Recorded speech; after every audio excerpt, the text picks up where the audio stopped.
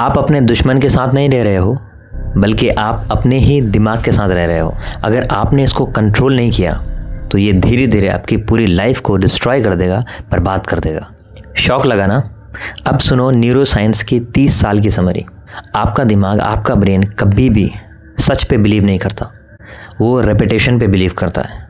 जो चीज़ें आप बार बार रिपीट करते हो वो उसको सच मान लेता है, और इसको साइकोलॉजी में बोलते हैं इल्यूजरी ट्रूथ इफेक्ट। जो चीज़ें बार बार रिपीट होती हैं, ब्रेन उस पर सच का ठप्पा मार देता है, चाहे वो चीज़ें झूठी क्यों ना हो। आप सोचते हो कि एक थॉट से, एक सोच से क्या ही हो जाता है, पर आप थॉट्स की साइकिल देखो। थॉट्स वो आपकी फीलिंग क्रिएट करते हैं, और आपके फीलिंग्स आपके एक्शन को ड्राइव करता है, और आपके एक्शन आपकी आइडेंटिटी को बनाता है, और फिर वो आइडेंटिटी वही पुराने थॉट्स बार बार रिपीटेडली जनरेट करते रहते हैं। मतलब कि आप स्लोली धीरे धीरे अपनी रियलिटी खुद बना रहे हो, डिज़ाइन कर रहे हो अपने सेल्फ टॉक की मदद से। और जब आप बार बार खुद से बोलते हो कि मैं एवरेज हूँ, मुझसे नहीं होगा, मैं कॉन्फिडेंट नहीं हूँ, आपका ब्रेन उसको ओपिनियन नहीं मानता, वो उसको इंस्ट्रक्शन मानता है, वो उसको कमांड मानता है। सेल्फ टॉक एक स्पेल है, एक कास्ट है, एक जादू की तरह है। हर वर्ड जो आप खुद से बार बार रिपीट करते हो वो आपके सबकॉन्शियस माइंड को धीरे धीरे प्रोग्राम कर रहा होता है।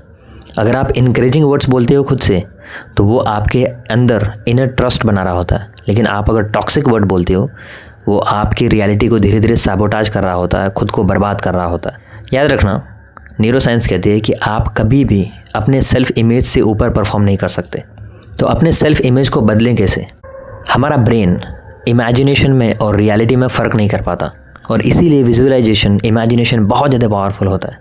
आप जैसा जैसा इमेजिन करते हो, अपने दिमाग में विजुअलाइज करते हो, आपका दिमाग वैसा ही सिस्टम खुद में एडजस्ट करने लगता है। अकॉर्डिंग टू न्यूरो साइंस, आपका 95% बिहेवियर सबकॉन्शियस है, अनकॉन्शियस है। आपको पता ही नहीं है कि हम क्या कर रहे हैं, आप क्या कर रहे हो। और आपका ब्रेन एक प्रेडिक्शन मशीन है, वो बार बार प्रेडिक्ट करता रहता है। अगर आपने इनपुट चेंज किया तो आपका आउटपुट चेंज हो जाएगा। इसीलिए ये बात ध्यान रखना कि जो चीज़ें बार बार आप खुद से बोलते हो आप वही बन जाते हो, आपकी रियलिटी वही बन जाती है। According to self image psychology, एक इंसान की लाइफ में सबसे बड़ा स्ट्रॉन्गेस्ट फोर्स जो होता है वो उसकी आइडेंटिटी होती है, वो उसका सेल्फ इमेज होता है। एक बंदा कभी भी कितना भी हाथ पैर मार ले, कुछ भी कर ले, वो अपनी आइडेंटिटी को, अपनी सेल्फ इमेज को आउट परफॉर्म नहीं कर सकता, अपनी सेल्फ इमेज से बाहर जाके कुछ नहीं कर सकता। एट द एंड वो कुछ भी कर ले, वो अपनी सेल्फ इमेज पे ही आके गिरेगा, उसी के अकॉर्डिंग अपनी लाइफ जिएगा।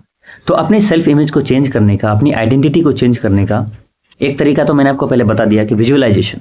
आप जो बनना चाहते हो उसको क्लियरली आप विजुअलाइज करो। और सेकेंड तरीका है, आप जो आइडेंटिटी अपने अंदर इंस्टॉल करना चाहते हो, जो सेल्फ इमेज अपने अंदर इंस्टॉल करना चाहते हो, आपको उसके अकॉर्डिंग प्रूफ ढूंढना पड़ेगा। उसके लिए आपको प्रूफ ढूंढना पड़ेगा। और प्रूफ आप कैसे ढूंढ सकते हो?